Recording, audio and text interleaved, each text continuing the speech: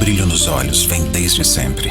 Do momento em que a gente abre a porta da loja, até aquele momento especial que a gente abre a porta de um dos nossos carros, para o cliente entrar e viver uma experiência única, que define o sucesso da sua jornada. Há 20 anos nós abrimos portas para a realização de sonhos, para a certeza de bons negócios e principalmente para o futuro. Sempre como se fosse o primeiro dia. Eurobike. Guiados por emoção.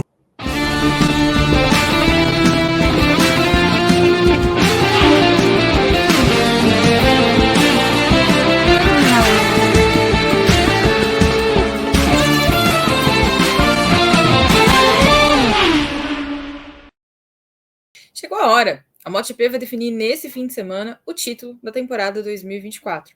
Tal qual no ano passado, o confronto vai ser entre o Jorge Martin e o Francesco Bagnaia. Só que dessa vez eles estão numa posição invertida. O espanhol está na liderança e o italiano está tendo que correr atrás do prejuízo.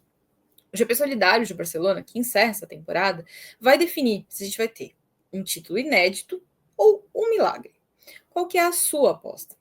Ô, Pedro Luiz Cuenca, onde é que você vai colocar os seus 50 centavos? Olá, Juliana. Olá a todos que estão nos acompanhando. Eu coloco meus 50 centavos e um pouquinho mais até em Jorge Martin. Inclusive para fechar a disputa já na corrida sprint. Eu tô muito ousado no meu palpite, como, sei lá, 98% do grid, colocando esse dinheiro no Martin. Olha, também acho que ele vai ganhar, mas eu não diria que vai ser na sprint, não. Vamos explicar essa parada. Com o GP e sprint, restam 37 pontos ainda na disputa. E aí, o Martin tem a possibilidade de fechar na sprint, porque ele precisaria levar a diferença para 26. Restam 25 em disputa no GP. Se ele ficar com 25, pelo critério de desempate, favorece o Pecco. Então, ele precisa ir para 26, o que significa que ele precisa botar mais 2 pontinhos nessa diferença. Basicamente, ali, se ele chegar na frente do Pecco, tem uma série de combinações, mas basicamente chegando na frente, ele vai ficar ok, ele vai. Tem essa possibilidade. Ou seja, o caminho dele é fácil. Para o Pecco, por outro lado, a definição melhor que eu encontrei foi a do Michele Pirro. Ele precisa escalar o Everest, porque ele tem um atraso considerável. Nos 75 anos de história do Mundial, a gente tem registro de 3 viradas na última corrida, só 3. Em 1992, o Wayne Rainey virou para cima do Mick Durham. Em 2006, o Nick Hayden virou para cima do Valentino Rossi. E em 2015, o Jorge Lorenzo virou para cima do Valentino Rossi. E só. Nessas 3 disputas, a de 92 foi por lesão. A virada veio por lesão. Em 2015 veio por confusão, a gente lembra bem como é que foi.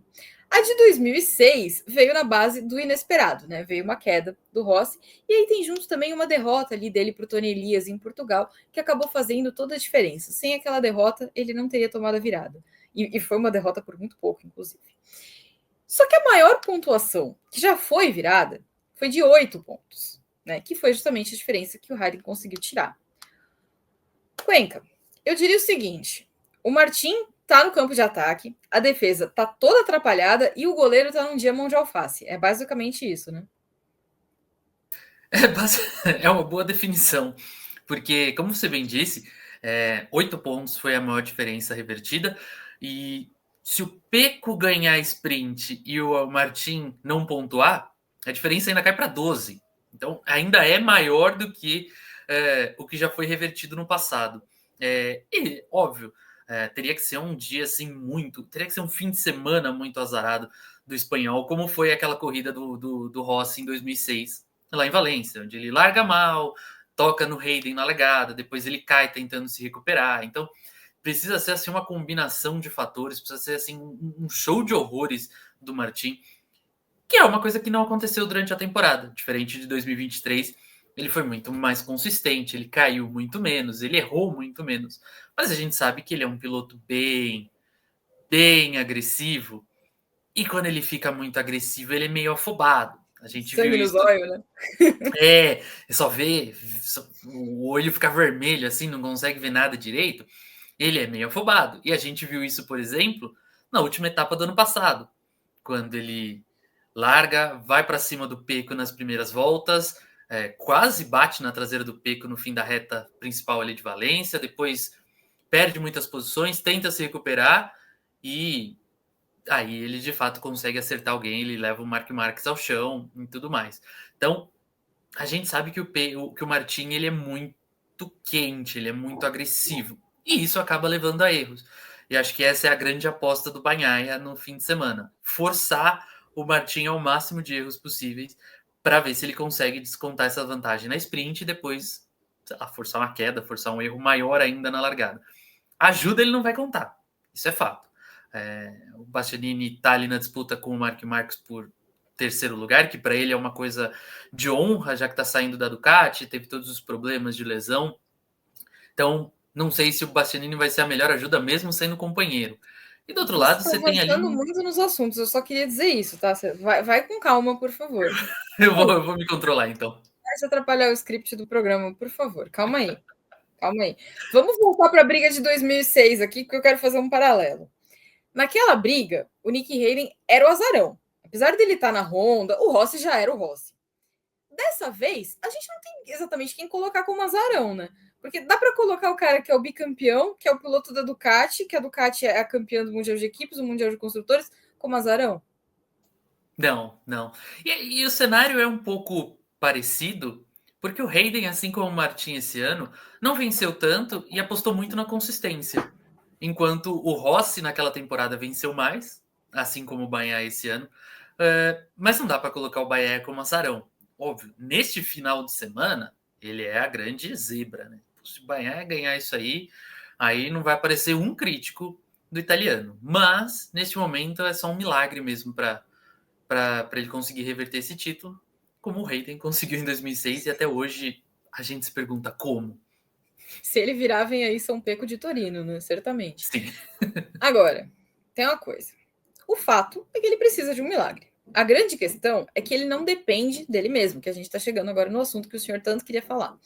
Vencer não basta para ele. Ele precisa de mais. Ele precisa fazer o dele, só que ele precisa contar com os outros. E aí fica a pergunta: que outros? Entre os pilotos atuais, tem dois que constam na lista dos mais bem-sucedidos na pista de Barcelona. O Mark Marques, que venceu 2 vezes na MotoGP e uma na 125, e o Fábio Quartararo, que tem 2 vitórias na MotoGP e uma na Moto2. A vitória mais recente do Quartararo, ela não é tão distante assim, ela data de 2022. Mas tá seguro dizer que ele é carta fora do baralho, porque a YZR-M1 não tá ali em condição para permitir que o menino Quartararo entre nessa briga. Agora, o Mark Marques tem ali um pouco mais de condição de meter a colher na disputa do título. Lembrando que ele não tem a mesma moto dos dois, que ele usa GP23, que tem ali claras fragilidades. Você está esperando que o Mark Marques esteja assim muito disponível para meter o B dele? Com certeza. Assim, primeiro que em Barcelona ele anda bem, a gente já viu isso na primeira vez que a MotoGP correu lá esse ano, que ele fez uma boa corrida, conseguiu terminar no pódio, fez toda a festa lá com a torcida, tudo mais. Então é uma pista que o Mark Marques consegue andar bem. Ele tem um grande problema ali, que é a longa reta. E ali a GP23 perde muito em relação à GP24, que é a moto de Martin e Bagnaia. Então ali deve ser um problema para ele. Mas ali no miolo, nas curvas mais travadas, mais fechadas, o espanhol faz ali a bagunça dele e faz uma boa bagunça. É um nome que a gente tem que prestar atenção nesse fim de semana, desde o primeiro dia de treinos. Desde o primeiro treino, aliás. Porque ele vai meter o B dele. E o Marques não tem o menor pudor em fazer isso. Ele se intromete em briga dos outros mesmo, não tá nem aí. A gente já viu isso em 2015. A gente já viu esse ano mesmo ele chegando ali. Vocês estão brigando aqui? Então, peraí, vou enfiar minha moto também. E eu acho isso válido. Ficar aquela proteção de, não vou encostar nele porque ele tá brigando pelo título. Eles estão na briga pessoal dele. Não, vai para cima. Às vezes você consegue levar uma vitória justamente por causa disso. Foi na Austrália, sim. Os dois estavam ali, Pecco e Martin estavam receosos. Não podemos cair, não podemos fazer isso. O Marques falou, eu não tô nem aí para vocês, vou lá e ganhei. E ganhou a corrida. Então eu acho importante que tenha um fator a mais nessa disputa para que os dois principais postulantes ao título, os dois únicos, né, nesse momento, tenham um motivo extra de preocupação. Senão fica muito fácil, fica muito moleza para eles. Só que um cara não basta, né? Porque se o Martin ficar com 2 sétimos na sprint e no GP, ele leva o título. Então, o Pecco precisa de mais, gente. E aí entra Enea Bastianini. Enea Bastianini está brigando com o Marc Marques pela terceira colocação no Mundial de Pilotos. Ele já deixou claro que esse é um objetivo dele.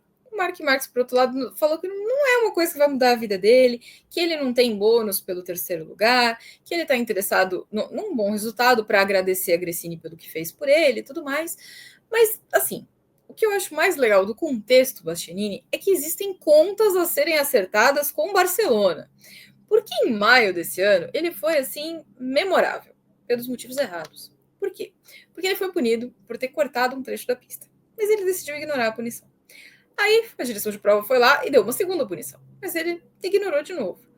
Aí o que aconteceu? Tomou-lhe 32 segundos de sanção no fim da corrida para prender. Mas não é que ele não viu, é que ele não concordou e aí ele decidiu que ele não ia cumprir a punição. Depois ele explicou que ele tinha cortado o trecho da pista, porque ele tinha sido colocado para fora pelo Alex Marques e tudo mais. A Ducati, inclusive, defendeu ele, concordou com ele e tudo mais. Mas ele está dizendo que dá para ser competitivo e que espera que possa ser melhor. Só que ele também já deixou claro que não tem ordem de equipe, que se tiver, não vai dar a mínima para elas e que também não vai ajudar. Mas uma coisa é a gente esperar que ele ajude no sentido de, não, querido, vai, passa, ganha você. Isso ele não vai fazer. E ele não tem motivo nenhum para fazer também. Outra coisa é ele ter ritmo o suficiente para ficar entre o Pecco e o Martin. Aí ele faria. Você acha que dá?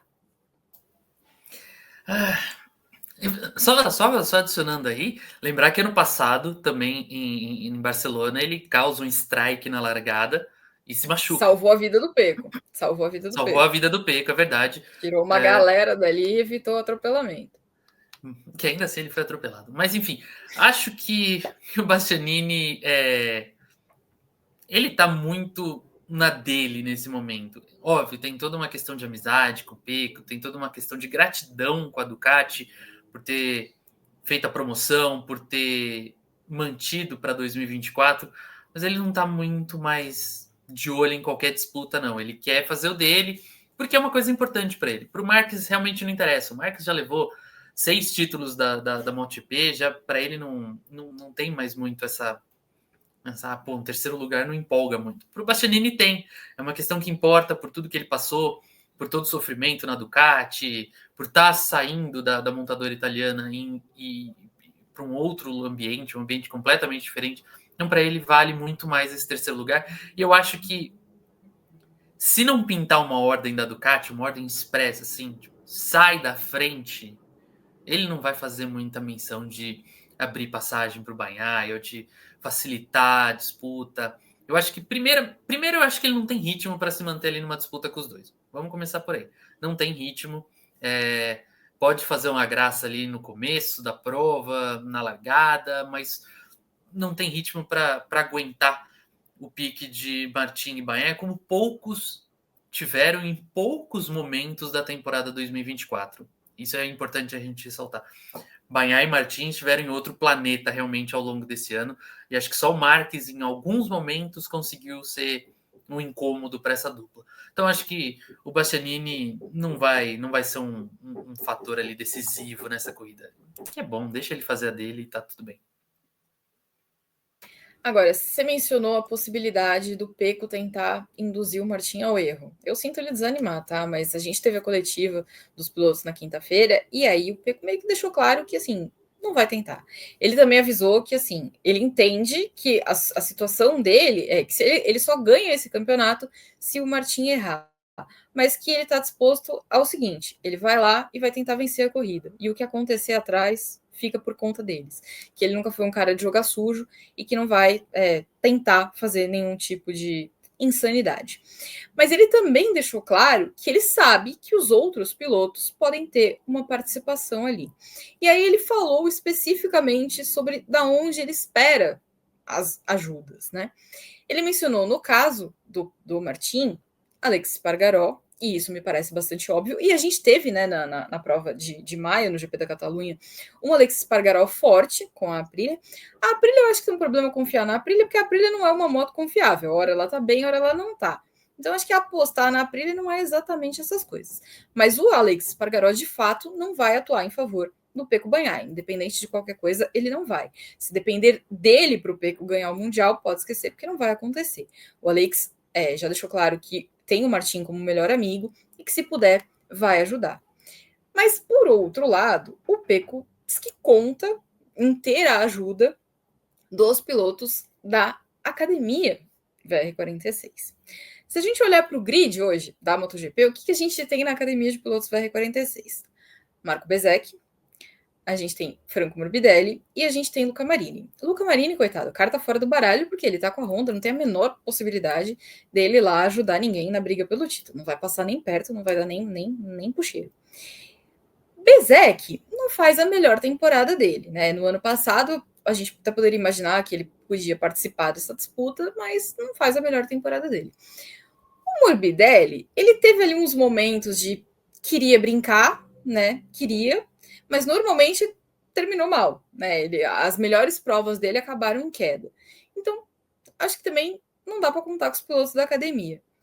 Ou seja, se a gente desconsiderar Marc Marques e Enea Bastianini, resta quem? Porque ele precisa de mais ajuda do que esses dois. Sobra o quê? A Costa?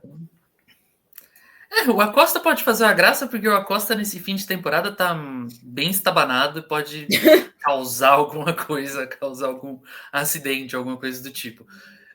A Aprilia, você falou da Aprilia, eu acho até que a Aprilia pode fazer uma graça nesse fim de semana, viu? Uma temperatura um pouco mais amena, um friozinho ali de Barcelona. Como os pilotos reclamam que a moto esquenta muito. Friozinho não vai, é um frio desgraçado, queria te falar isso. Vai estar mais quente do que estaria em Valência, mas é um frio desgraçado. Para mim é horror, já estaria encapotado. Mas pode fazer uma graça ali, que eles reclamam que a moto esquenta muito, então nesse friozinho talvez a moto se comporte melhor e o Espargaró consiga fazer uma coisa. Mas ele mesmo já disse que prefere ajudar o Martin a ser campeão do que vencer na última corrida dele na MotoGP. É uma declaração constrangedor, eu acho, mas... Também acho, mas tudo bem. O Vinhales, não... Quem poderia, de fato, ajudar, e que para mim tem feito uma grande temporada, era o Di Giannantonio. Ele ali poderia fazer uma graça, porque fez uma boa temporada, mesmo machucado, andou bem em algumas provas. Para mim era assim o quinto elemento ali, era quem poderia ser um fator decisivo a favor do Pecco. Mas como ele optou por fazer a cirurgia e só volta no que vem, então a gente vai ter que sonhar como seria essa influência do Di Giannantonio. Mas eu acho que o Acosta ali, estabanado do jeito que tá, pode fazer uma gracinha, viu? Não duvidaria. O próprio Brad Binder, né, que em outros momentos foi um cara ali que conseguiu se destacar entre os ponteiros, esse ano aqui ninguém viu, ninguém ouviu falar, ninguém soube de Brad Binder. A KTM, né? Mas eu acho que o Acosta, mesmo de KTM, ele conseguiu aparecer em alguns momentos. Mesmo que fosse fazendo coisa errada, ele apareceu em alguns momentos. O Binder, nem isso, né? Nem... O Binder ele aparece, tanto que a gente tem aqui no site a nossa teoria de que só existe uma foto do Brad Binder no site da KTM. E eles postam várias vezes, porque ele tá sempre com a mesma cara. Ele tem sempre a mesma pose. A KTM é muito boa em fotos. Vou contar para você que tá assistindo a gente. A KTM, ela é muito boa em fotos. Muito boa. E ela bota umas fotos meio artísticas, assim. Então a gente gosta muito das fotos da KTM. Só que quando eles botam foto de rosto, as fotos do Binder, elas são idênticas. Todas elas. E ele tá sempre com a mesma cara. Então eu não sei se eles estão reaproveitando a foto e aparentemente ele não precisa nem ir para as corridas, porque eles podem usar as mesmas, ou o que está acontecendo ali. Mas, voltando ao que interessa. Sem muitos recursos, né, para o Pecco virar esse jogo, a gente caminha aí para um feito histórico, um feito inédito na era da MotoGP, né, a era que começou em 2002, que é o primeiro título de um piloto correndo por uma equipe satélite.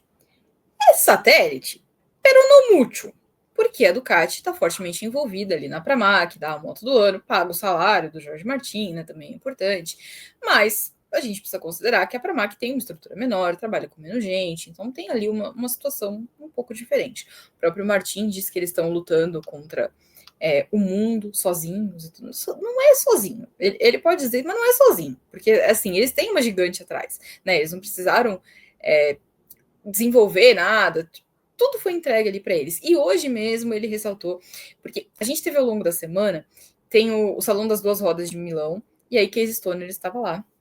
Inclusive, a gente teve um reencontro entre Casey Stoner e Valentino Rossi, que foi uma das coisas mais inesperadas que a gente teve nessa semana. Mas Casey Stoner declarou que eu sei o que a Ducati é capaz de fazer para garantir o título do Pecco, não sei o que lá, meio que insinuando que a Ducati podia ir lá e, né, desligar a motinho do Martin da tomada. Aí perguntaram para o Martin, e perguntaram para o Pecco também se ele estava interessado em responder, o Pecco deu uma ignorada, mas o Martin disse que não, que assim, que ele agradece a Ducati por ter dado a ele a chance de brigar pelo campeonato até o fim. E efetivamente deu, tanto é que ele está aí com 24 pontos de vantagem, né? Eu cheguei a dizer durante a temporada que eu não achava que isso ia acontecer até o final, por causa do divórcio, não era por ele estar incomodando o Pecco, era por causa do divórcio, porque a Pramac está saindo para ir para a Yamaha. Mas a Ducati manteve ali o acordo dela e chegou ao fim da temporada fornecendo equipamento igual. Então, assim, ele tinha o melhor dos mundos, mesmo que numa equipe cliente, né? Mas mesmo assim, história é história, né? Assim, você só completando o negócio que você falou, tem ali alguns doidinhos da imprensa espanhola que estão. Meu Deus, tem o risco da Ducati dar motor ruim pro Martin, socorro, nananã. Bom, enfim.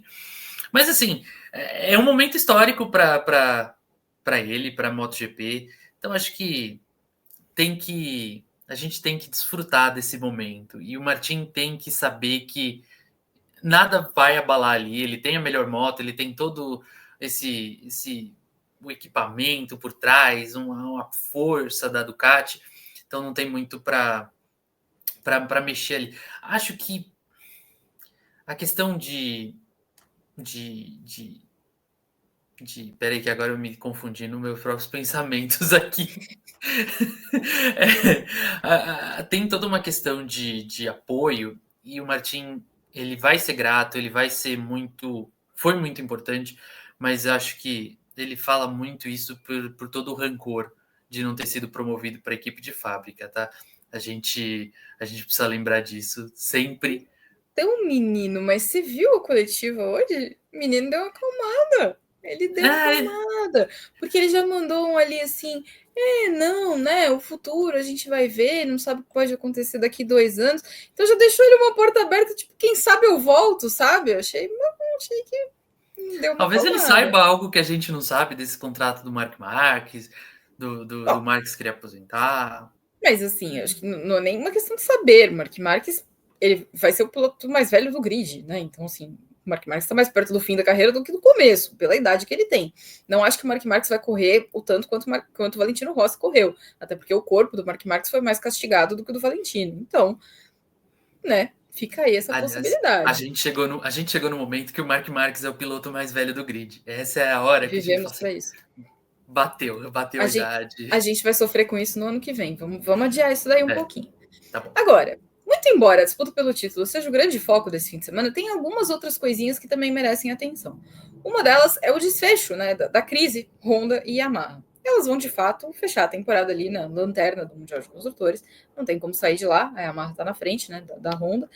Mas acho que a gente vai concordar que elas estão fechando o ano melhor do que elas começaram. Mesmo que não seja muito melhor.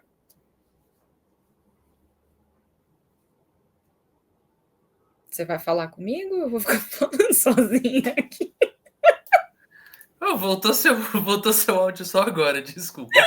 Eu peço para você refazer a pergunta, porque você travou para mim, Juliana. Honda e Yamaha, a gente concorda que elas estão fechando o ano melhor do que elas começaram, mesmo que não seja muito melhor. Sim, principalmente a Yamaha, que deu alguns bons sinais de evolução com o Quartararo nas últimas etapas. Até o Rins conseguiu andar bem na Malásia. Então a Yamaha, para mim, termina de um jeito bem promissor.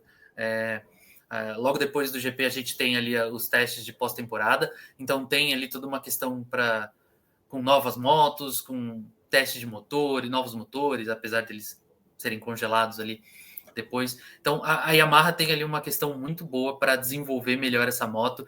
Tem motivos para sorrir nesse fim de temporada. A Honda, apesar de todas as mudanças, apesar de tudo que fez, a gente só conseguiu ver de fato uma evolução do Zarco com a satélite LCR.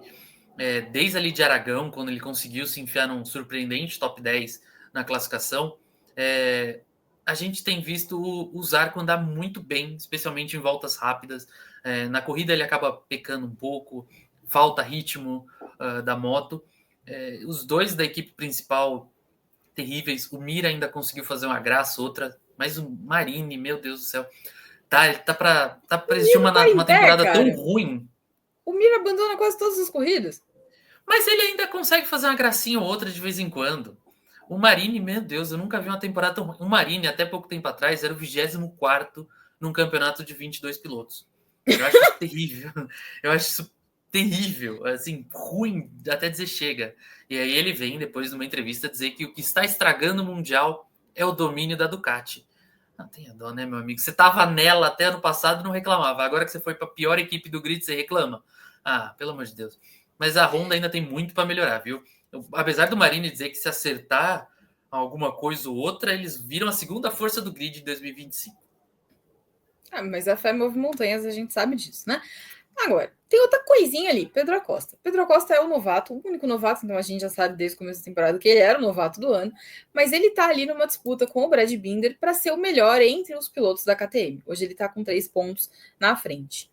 O resultado justo seria que ele efetivamente terminasse como o melhor entre as motos do grupo Pierer, né? Que é o grande objetivo dele.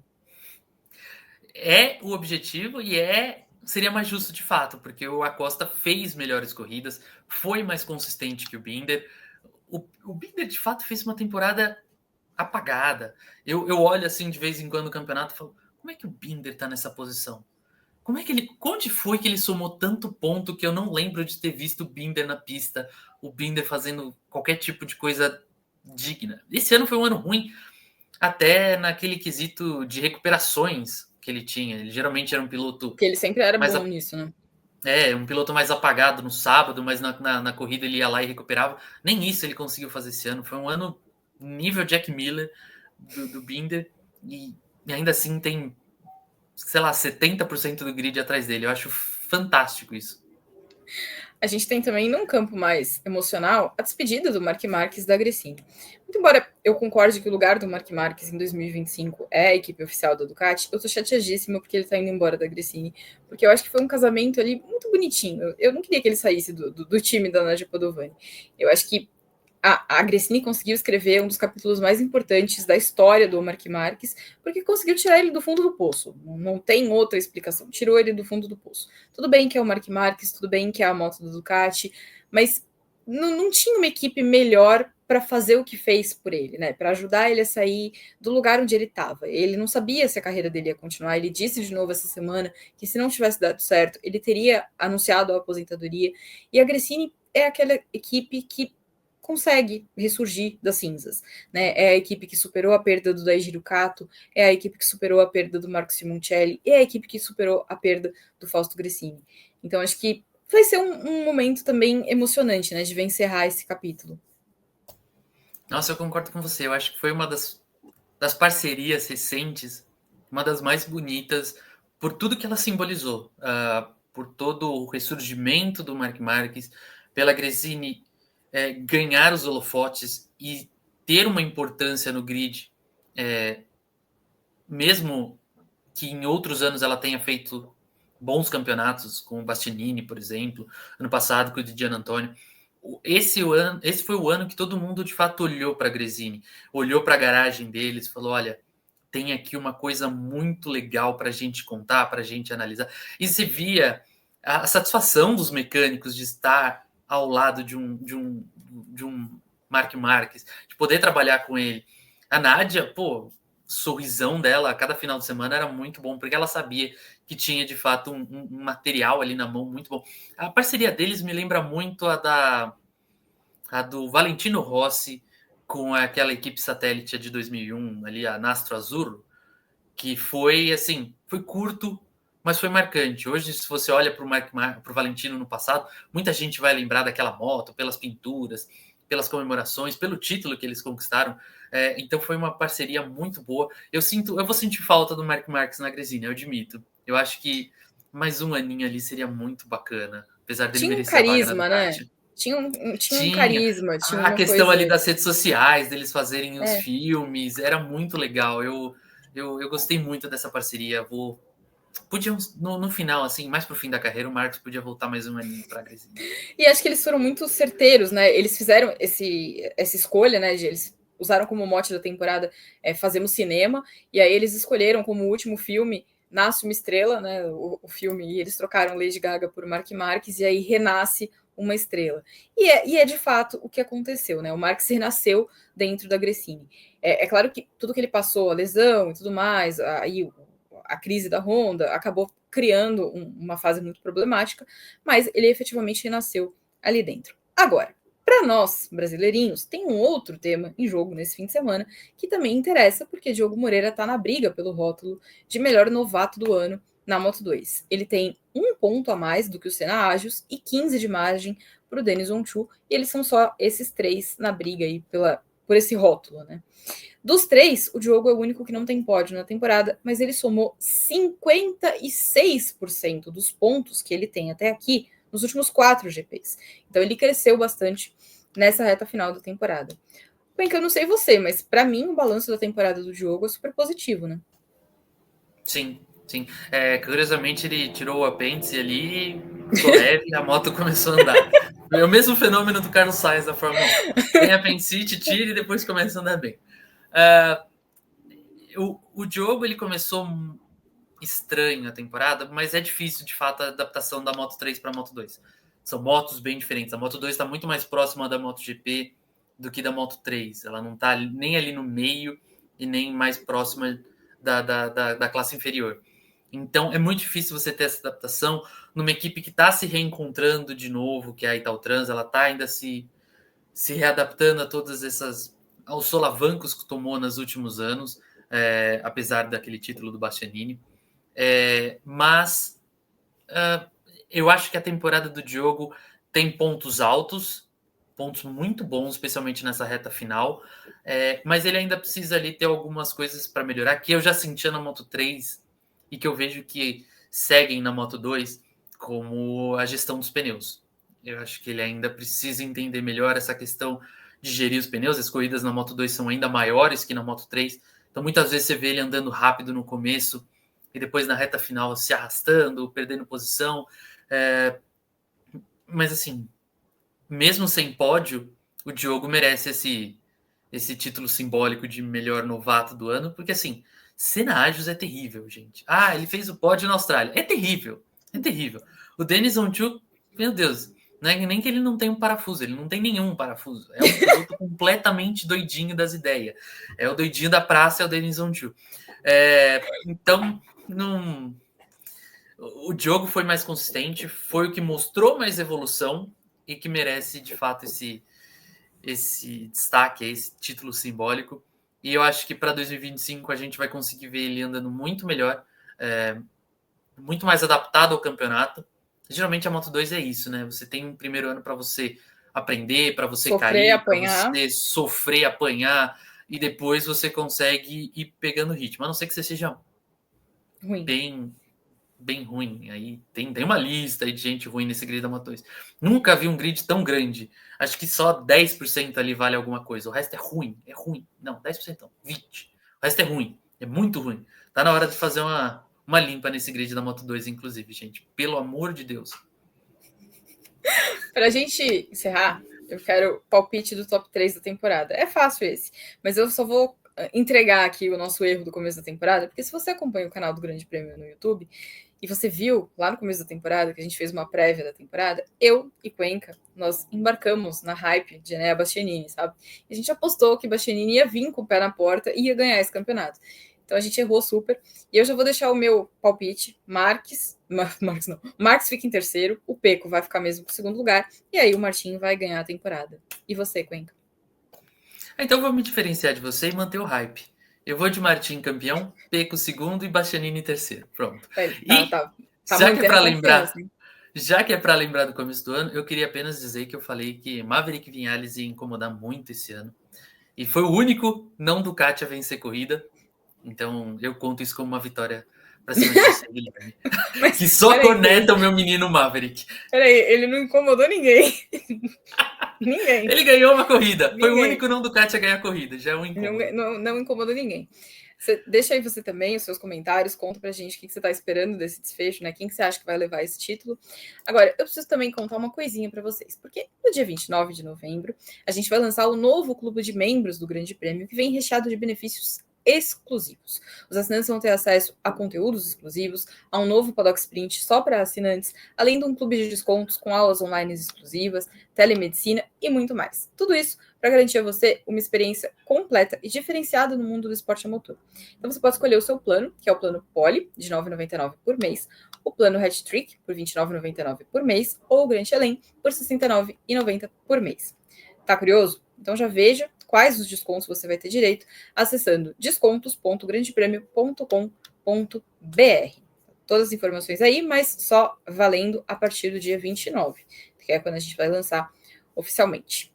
Bom, esse foi mais uma edição do nosso programa Só de Moto, que nós estamos muito felizes em ter esse programa Só de Moto. E a gente espera que vocês também estejam gostando.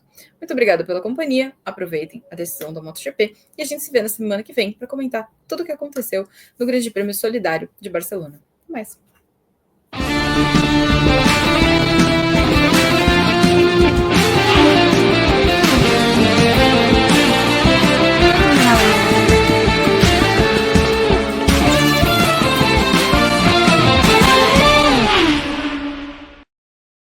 O brilho nos olhos vem desde sempre. Do momento em que a gente abre a porta da loja, até aquele momento especial que a gente abre a porta de um dos nossos carros, para o cliente entrar e viver uma experiência única, que define o sucesso da sua jornada. Há 20 anos nós abrimos portas para a realização de sonhos, para a certeza de bons negócios e principalmente para o futuro. Sempre como se fosse o primeiro dia. Eurobike. Guiados por emoção.